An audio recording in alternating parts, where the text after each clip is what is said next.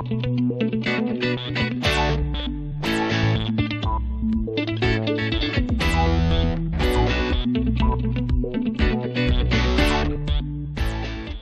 might be getting a little extreme, but hey, we're still getting snowstorms, so I'll keep being a wintertime rebel. The wacky world of MultimediaJay. Over the years, I've had people ask me why I'm not an IT guy with my love of technology, computers, fixing things, etc. I have my reasons which are probably better explained in a podcast. But for today, we're going to satisfy one of my long-running curiosities about technology. Now, that's not to say I haven't tried to get IT jobs before. Back during the layoff period, I actually went for a job as an IT guy and got insulted all over the place at the interview from a lazy, feet-on-the-desk, way too laid-back IT manager who even went so far as to accuse me of not having any direction in life. That's another story entirely, but one of the things I remember from that interview is getting guffawed at for suggesting that smartphones could one day replace office computers. Now, I was a product of my time back then in the early 2010s, so I thought there'd be some kind of docking station, but it is now the space year 2018. And we have the Google Chromecast. So on the way home from the 9 to 5 last night, or should I say, very, very early this morning, a little after midnight, you know, the time when warehouses turn into pumpkins. Just kidding.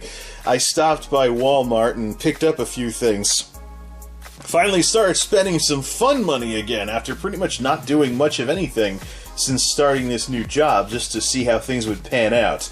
So, we have a second-generation Google Chromecast, as well as a Walmart Bluetooth mouse, aka Blackweb, the new snazzy in-house brand that they're tossing around these days, and an Anker Bluetooth keyboard, and of course the smartphone that I've been experimenting with, a 2GB of RAM, Qualcomm Snapdragon quad-core processor, a ZTE Blade Spark. I actually have to remember that stuff because I don't really care about it too much. It just works. So, but anyways, smartphone specializations? I'm thinking RPGs here, sorry. Smartphone specifications these days are very similar to computers about 5-6 years ago that were used in office environments. So, the Chromecast hooks up to HDMI. Sorry, it's early afternoon. I'm a night shift guy. I'm still waiting for the coffee to kick in. So the Chromecast plugs into a television and makes it into a smart TV, and I wonder if there's a way that I could have this thing broadcast to the Chromecast and then use the keyboard and mouse beaming to the smartphone to turn this phone into an office workstation and not need the big computer. We shall see. Stream on, stream away. Anyways, I'm surprised nobody's done that yet in terms of marketing stuff. Now, let's see if the old man's still got it. There is a way to cut film with a razor without cutting the product underneath it. Betraying the warehouse stuff I've done over the years. Nope. Of course, I don't think I've changed this blade in how long? Oh, was that it? Nope. Come on, come on, come on. Wow, this is some pretty good film. I finally stopped tempting fate and just cut where there are some ripples on the side. Goodbye, shrink wrap. Again, this is like the best shrink wrap in the world. Not easily sliced. Does that pop open? Does that pop open? Oh, do we have another thing we have to cut in order to open this thing? One of those lift-off doohickeys like most Apple products. Shots fired, eh, Google? Here it is! The stocking stuffer from last holiday season, a shiny fingerprint magnet. I can actually take that out with one hand. So this is cool. I actually like the second generation design because it's just got a plug and a thing that hangs off. So if you're tight on space, you just have the plug here and then just like a pendulum. It's also magnetic, so you can do this to keep it all together, all nice and neat. However, the one thing I would change about this is I would make this cable into a 90-degree plug and just have the plug go straight down.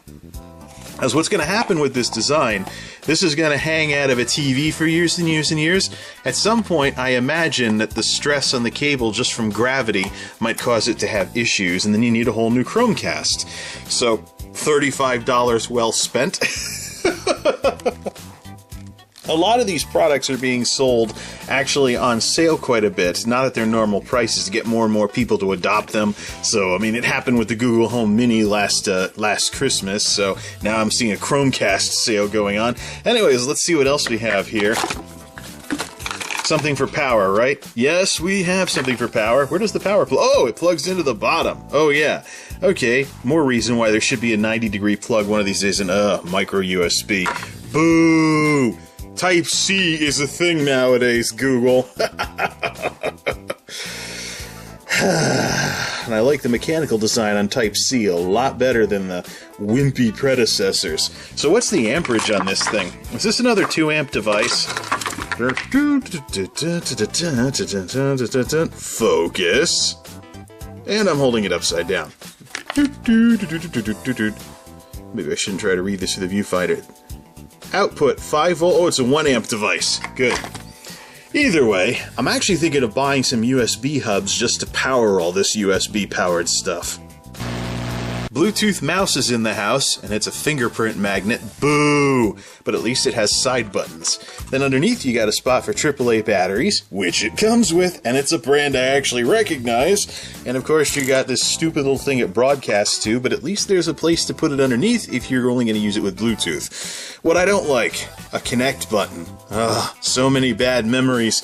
I remember those hockey puck keyboards and mice where the radio would glitch out and it would disconnect for no reason under normal use, and people would call me to their... Well, that's the way it would go. Oh, look, I have a wireless keyboard and mouse. Ah, my keyboard and mouse stopped working for no reason whatsoever. Blah, blah, blah, blah. Yeah.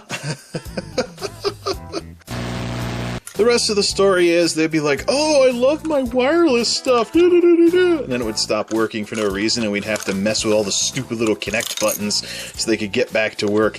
But then they'd come by my desk, see my wired keyboard and mouse, be like, oh my goodness, your desk is like spaghetti. Why don't you go wireless? I wonder if the connect button is more like a pair button for Bluetooth, so you can actually turn it on to a 2.4 gigahertz, 2.4 gigahertz, or etc. Stop wobbling, and of course Bluetooth. Of course, given the shape, I mean, yeah, slightly caffeinated mouse here. Let's check the keyboard out. Anchor. That's a brand I see on Amazon a lot. I don't know if this is shots fired from Walmart that they have these in their stores. Here's what you have to work with. Look, a command button. Obviously made for Mac users. iOS users. I think it should work as an Alt key in a... Well, this is Android. Hold on a second. This isn't the PC. So anyways... Yeah, this keyboard is awful. Really light, next to nothing, cheap chunk of plastic. But I only bought this as a proof of concept. I mean, I don't really want to use this any more than I absolutely have to. I just wanted to see if this works.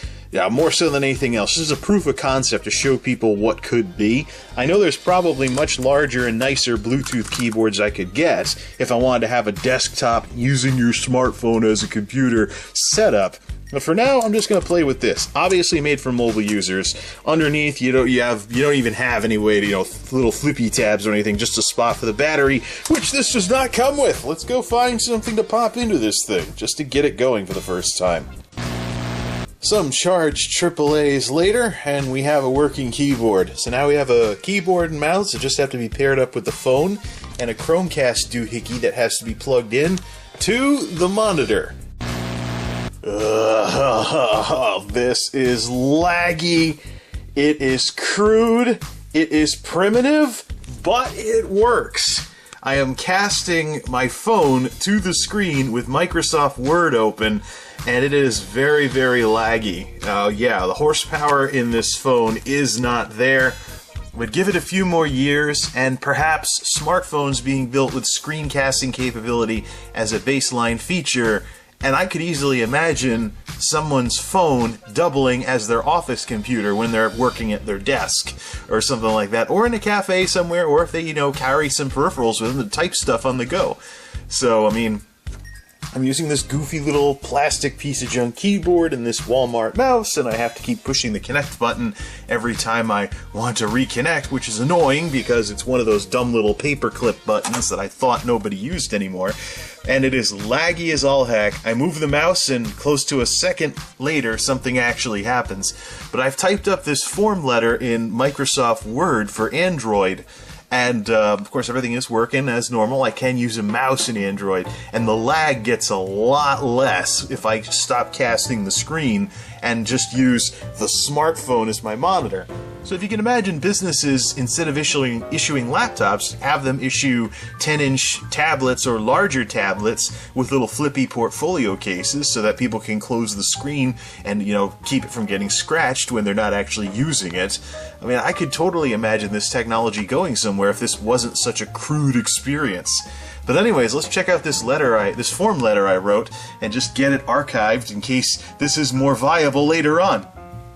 Dear future people, I hope that by the time this technology is mature, that trying to use a smartphone as an office computer doesn't suck as much. I'm trying to do this in the year 2018, and wow, is it laggy as all heck. It works, but just barely. Plus, my smartphone is utter rubbish, and Google Chromecast only just recently became a thing. No, seriously, every time I type something, it takes the better part of a second for anything to appear on the screen. If this were a large 10-inch tablet, I'd be fine, but this, unfortunately, is a small blippity discount smartphone. Still, I can imagine doing office work on a nice big screen like this, but gaming this way is still definitely out of the question. Roll down.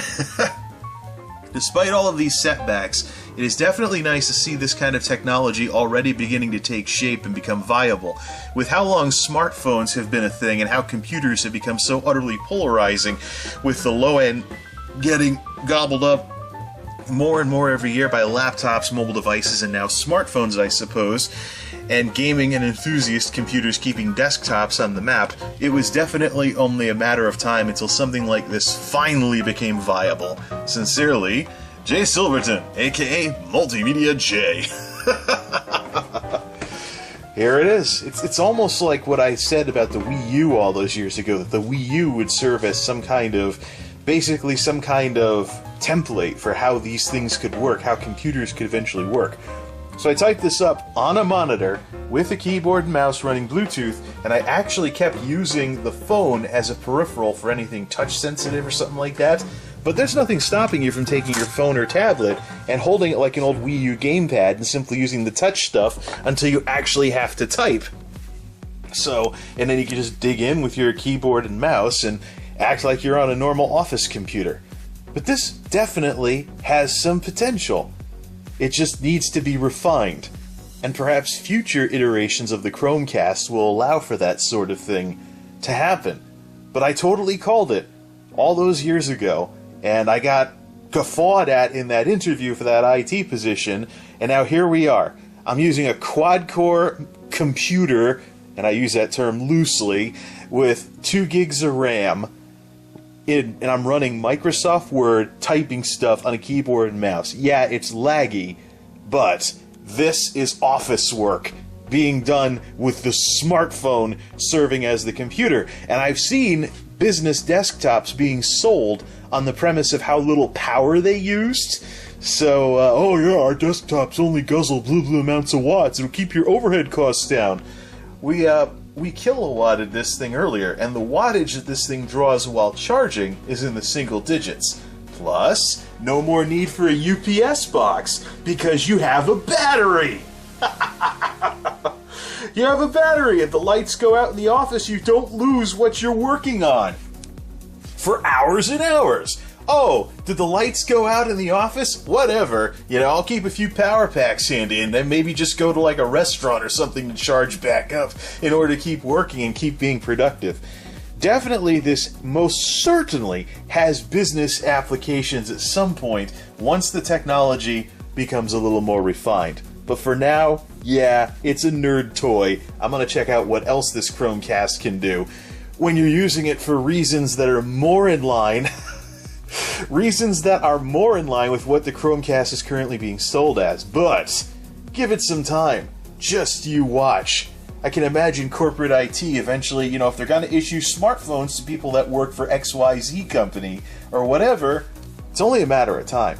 This is also why I supported Microsoft not giving up Windows 10 on mobile platforms, because They were bragging about how Windows 10 should be scalable. The business world loves using Windows. I mean, seriously, think about it. Imagine if you had a little phone with an 8-core processor and 4 gigs of RAM running very, very, mobile version of Windows 10 used for office work.